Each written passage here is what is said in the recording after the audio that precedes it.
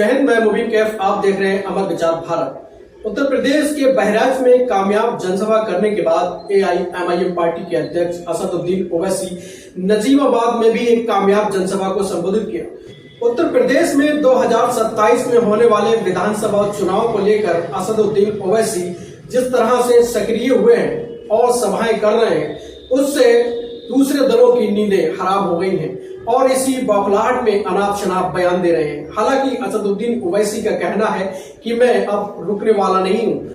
हजारों की संख्या में नजीबाबाद पहुंचे कार्यकर्ताओं को देखकर असदुद्दीन ओवैसी गदगद नजर आए। जिस तरह असदुद्दीन ओवैसी की जनसभाओं में भीड़ उमड़ रही है, उससे तो यही लगता है कि अब उत्तर प्रदेश में कुछ बड़ा होने वाला है। इससे उन पार्टियों में कहीं न कहीं बेचैनी है जो मुसलमानों को अपना वोट बैंक मानती है, मुसलमानों को अपनी राजनीतिक विरासत समझती हैं। ऐसे लोग कहीं न कहीं टेंशन में हैं, बड़े फिक्रमंद हो गए हैं और उन्हें ऐसा लगने लगा है कि अगर लोग असदुद्दीन ओवैसी की बातों में आकर एक मंच पर आ गए तो कहीं उनकी राजनीतिक दुकानें बंद ना हो जाएं।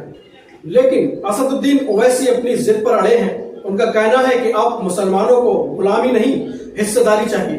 नजीबाबाद की जनसभा में उन्होंने कुछ ऐसा ही संदेश दिया। आइए आपको सुनवाते हैं। देश दुनिया की हर छोटी बड़ी खबर देखने के लिए सब्सक्राइब कीजिए अमर विचार भारत। मैं आपके साथ मुबीन कैफ। जय हिंद। यकीनन हम भी नहीं चाहते कि दोबारा उत्तर प्रदेश में बीजेपी की सरकार बने।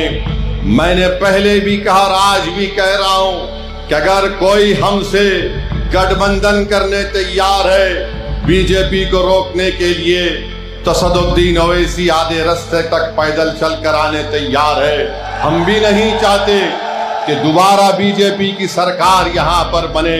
मगर याद रखिए, अगर आप ये समझते हैं कि नहीं समझौता नहीं होगा, तुम्हारा काम सिर्फ वोट डालकर अपने घर में जाकर खामोश बैठ जाना, तो मैं उनसे कहना चाहूंगा कि अब वोट डाला जाएगा, मगर वोट नेता बनाने के लिए इस्तेमाल होगा।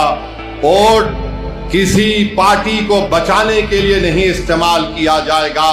मेरे अजीज दोस्तों और बुजुर्गों, अगर गठबंधन होगा, अलायंस होगा, इज्जत और मान सम्मान के साथ होगा, तो यकीनन असदुद्दीन ओवैसी और मजलिस इत्तेहादुल मुस्लिमीन उस गठबंधन के साथ काम करने को तैयार है। हम पूरी कोशिश करने तैयार है कि दोबारा भाजपा की सरकार उत्तर प्रदेश में ना बने। मगर अगर आप ये समझते हैं कि हमारा काम सिर्फ दरी बिछाना है, तो याद रखो अब कोई दरी नहीं बिछाएगा। अब दरी बिछाने के दिन खत्म हो चुके हैं। चाहे वो नौजवान हो, चाहे वो बुजुर्ग हो, यह हमारी इज्जतदार माँ और बहनें हैं, वो इस बात को महसूस कर लिए हैं कि अब दरी नहीं बिछाएगी। अब हक की और मान सम्मान की लड़ाई होगी।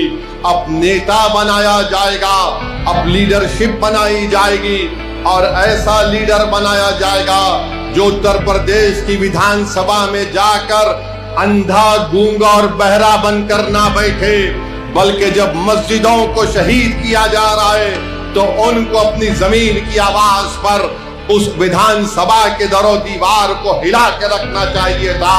मगर आज हम देख रहे हैं कि वो खामोश बैठे हुए।